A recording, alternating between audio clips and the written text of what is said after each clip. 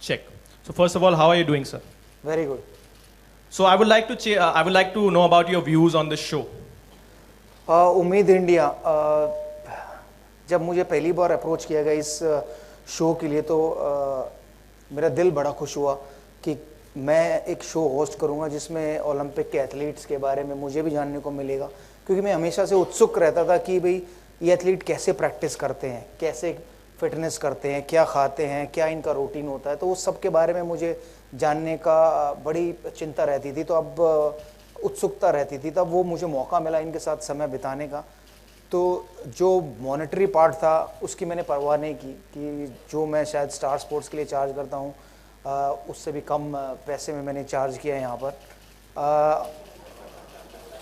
क्योंकि बाद में सवाल आता ज़रूर है कि आपको कितने पैसे मिल रहे हैं। तो वो करोड़ों रुपए नहीं मिल रहे हैं, कुछ ही पैसे कुछ ही लाखों में मिल रहे हैं।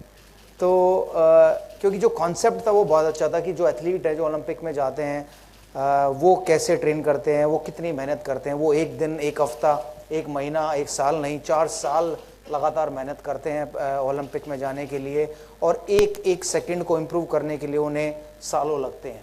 और हम लोग बड़े आराम से बैठकर कह देते हैं अपने इसी रूम में कि हमारे एथलीट वहाँ पर सिर्फ सेल्फी खिंचाने गए हैं। वो मुझे बहुत हर्ट किया हमारे एथलीट के बारे में जब ऐसे कमेंट्स आते हैं। तो शायद वो भी एक कारण था कि मैंने ये उम्मीद इंडिया का शो एक्सेप्ट किया कि शायद इस शो के द्वारा मैं उन लोगों को बताऊं कि लोग कितनी मेहनत करते हैं और आप बड़े आराम से कह देते हैं।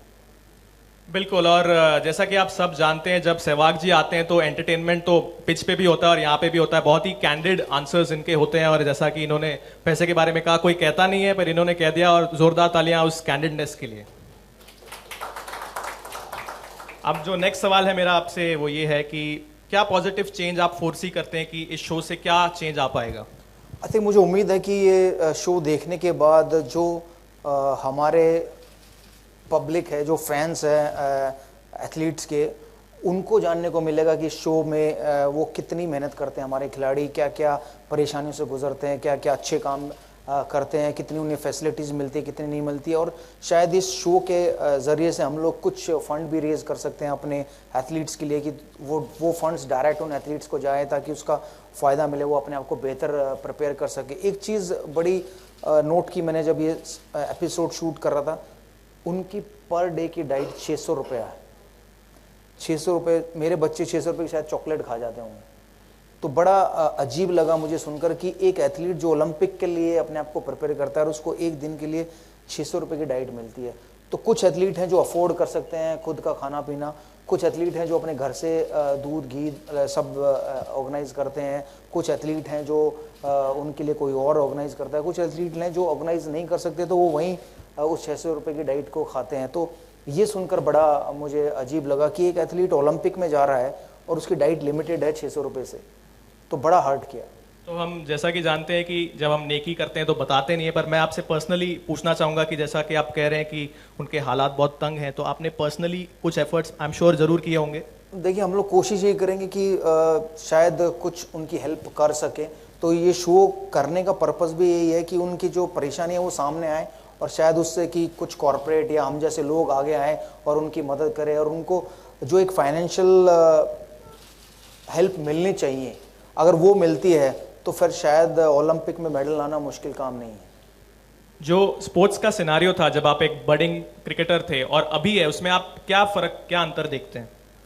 देखिए, जब हम लोग बड़े हो रहे थे तो फैसिलिटीज़ बहुत कम थी, लेकिन आज की डेट अगर 2017 की बात करें तो फैसिलिटीज़ बहुत बढ़ गई हैं। लेकिन अगर सिर्फ इन एथलीट्स की बात करें तो जो फैसिलिटीज़ आज भी बाहर के देशों में है ओलंपिक की तैयारी के लिए, शायद वो कहीं ना कहीं अभी भी इंडिया में लैकिंग है। तो शायद इस शो के बाद आप लोगों को पता चलेगा कि किन किन फैसिलिटीज़ की ज़रूरत है जो हमारे एथलीट्स को, कि जैसे 1 या 2 सेकेंड इम्प्रूव करने के लिए लगभग 2 साल या 2.5 साल का समय लगता है इन खिलाड़ियों को।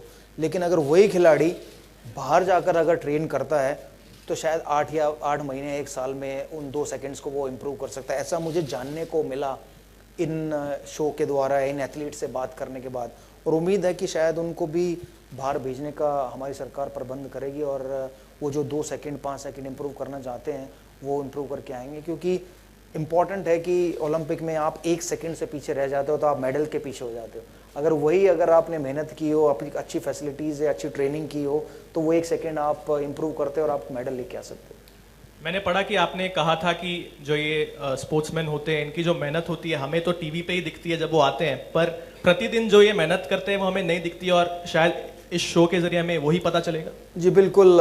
मैं लखनऊ में था स्पोर्ट्स अथॉरिटी ऑफ इंडिया में, वहाँ पर जो इनकी शेड्यूल था साक्षी मलिक और विनेश फोगाट का, सुबह 5:30 से लेकर 9 बजे का पहला सेशन था और 9 बजे उनको ब्रेकफास्ट मिलता था और फिर हम लोगों ने उनका इंटरव्यू किया और 12 साढ़े 12 बजे वो खुद अपना खाना बनाती थी दोनों और फिर अपना लंच करती थी और सोती थी और फिर शाम को 4 बजे से लेकर 7 बजे तक फिर वो जिम में होती थी।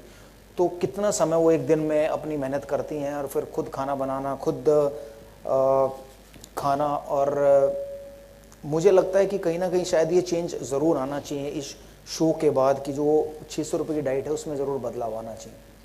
क्रिकेट को हमेशा ज़्यादा इंपॉर्टेंस दी गई है इंडिया में और इसमें कोई शक नहीं है, और आप एक क्रिकेटर हैं और इसके बावजूद आप इस शो में हैं, तो आपको क्या लगता है कि ये एक संदेश दे रहा है, एक संकेत दे रहा है पूरे भारतवासियों को कि हम सब, हमारा सपना एक है, हम एक ही ओर जा रहे हैं कि स्पोर्ट्स एक होना चाहिए बल्कि अलग अलग थलग नहीं करना चाहिए? जी बिल्कुल, स्पोर्ट्स एक होना चाहिए। और अब फ़ायदा क्या हुआ अभी इंडिया में कि बहुत सारी लीग स्टार्ट हुई हैं दूसरे स्पोर्ट्स की और बहुत सारे स्पोर्ट्स पर्सन अब रोल मॉडल बन गए, चाहे वो सानिया मिर्ज़ा हो, साइना नेहवाल हो, श्रीकांत हो, बैडमिंटन के ये खिलाड़ी, चाहे सुशील कुमार हो, अभिनव बिंद्रा हो, इन्होंने विजेंद्र सिंह हो, इन्होंने मेडल लेकर आए हैं ओलंपिक में और ये एक रोल मॉडल बने हैं दूसरे स्पोर्ट्स के लिए। उनको देखकर शायद दूसरे बच्चे, यंग बच्चे या बच्चियाँ अब दूसरे स्पोर्ट्स को अपना रहे हैं और शायद आने वाले समय में देखेंगे आप भारत भी काफ़ी मेडल्स लेके आएगा ओलंपिक में। बिल्कुल बिल्कुल लाएगा। और मेरा जो आखिरी सवाल आपसे ये है कि जो स्पोर्ट्स में दिलचस्पी रखते हैं, जो स्पोर्ट्स स्टार बनना चाहते हैं, उनके लिए क्या मैसेज है आपका? देखिए, मैंने जो अभी तक 7 एपिसोड किए उसमें एक बात तो ये तय है कि आप बगैर मेहनत के, बगैर डेडिकेशन के किसी भी स्पोर्ट्स में आगे नहीं जा सकते। तो जिन भी खिलाड़ियों से मैंने बात की वो यही कहते हैं कि मेरा जुनून है इस खेल के लिए, मुझे इस खेल से प्यार है। जब तक आपको उन यंग बच्चों को उस खेल से प्यार नहीं होगा, उसके खिलाफ जुनून नहीं होगा, मुझे नहीं लगता कि वो आगे कहीं जा सकेंगे। तो ये एक चीज़ मैंने ज़रूर सीखी है।